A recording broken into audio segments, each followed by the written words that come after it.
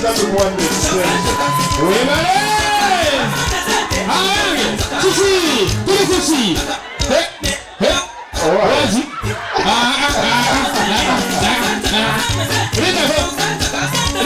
Linako! Kwata! Otaka okubanga oli munankolegwe. Lwaki?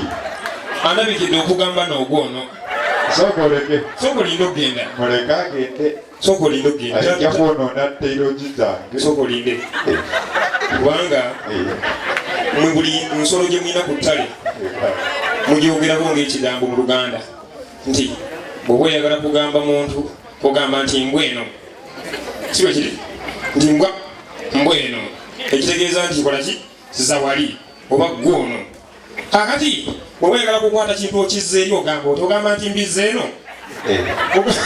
Ogamba ota mwega kunjawula ekintu okizza eno ogamba mbizza eno. Kati twala wali era amabaasi obwongere mbizza eyo mbizzeeyi nembizza eno mbizza eno nembizza eri. Kale balaba ngekabaddeyo.